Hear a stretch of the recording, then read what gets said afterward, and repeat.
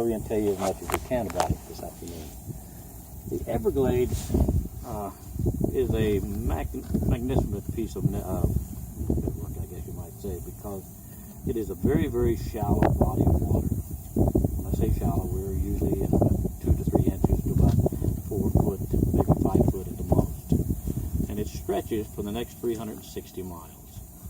It's about 35 miles wide here.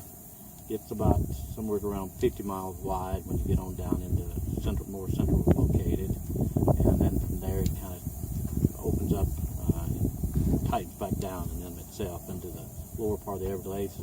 And then it opens back up to almost the east coast, west coast. It's 3,500 square miles today.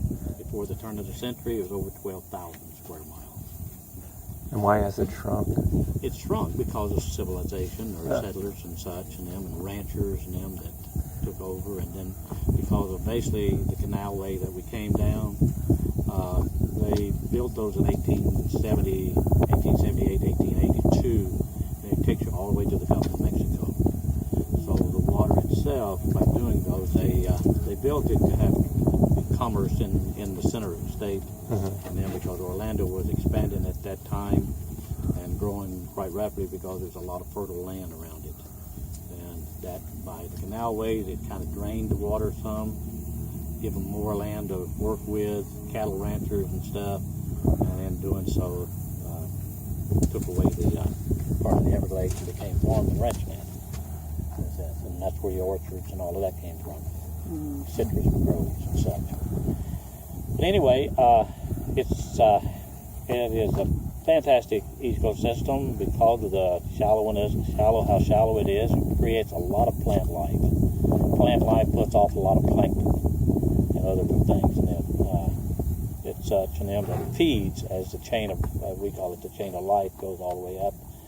And there's over 600 invertebrates in the water, so there's a lot of creatures, as we call it, live in the waters, all the way up to the largest being gators. There's over 700 different types of bird life that lives in the Everglades and calls it the home. Some migrate here and some live here. And so, with the 600 invertebrates, being a lot of crustacean and fish and stuff, and a lot of different things, and then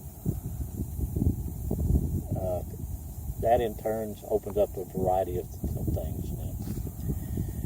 The alligator is probably the most important thing out here, and then for it's a chain of top of the food chain, I guess you might say, for all the other stuff out here. We're going to try to introduce you there because we had the hurricane here in the last 3 days or 4 days, and them with all the stuff. Our females were moved back in. We had 14 females that we were monitoring out here that been hatching ever since about June, about the 15th of June. Been hatching out, so we have a lot of little ones that were that long.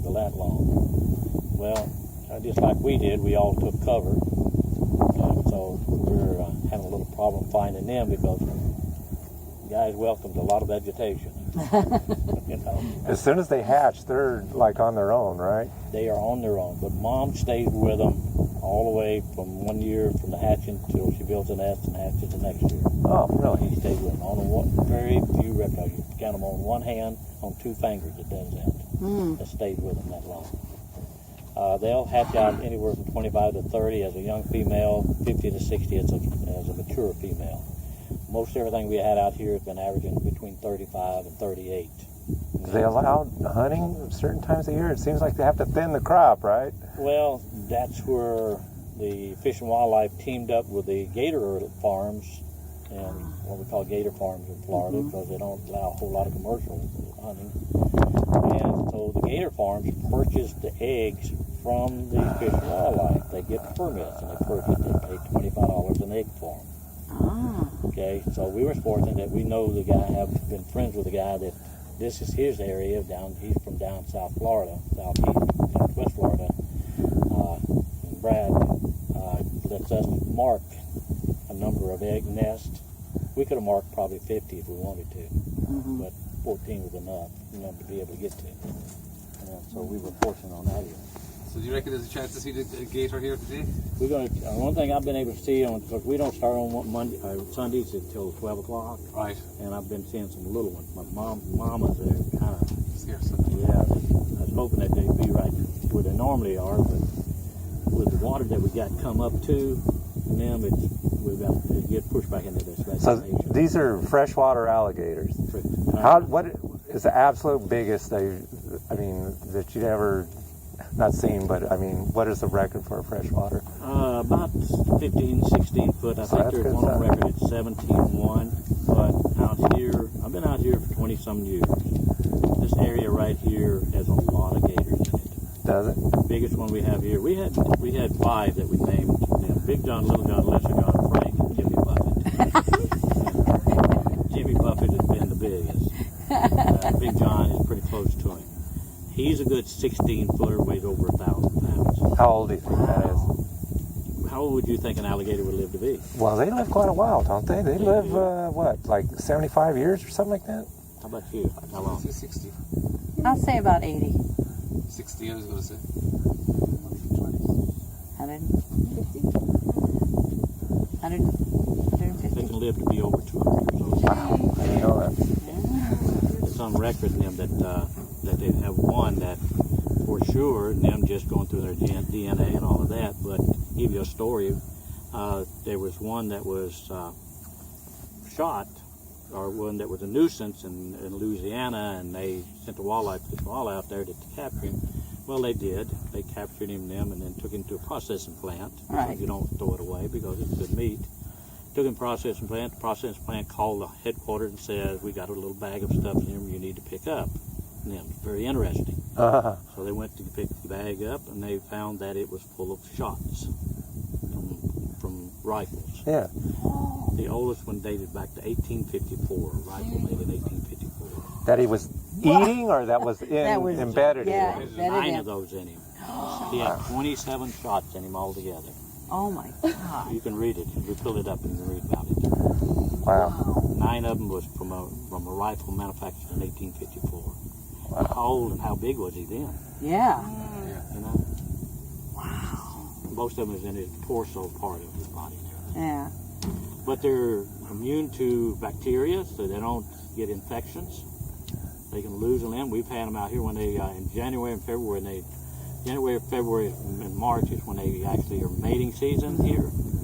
And boy, we see some really good fights going. You ever see any around with missing a...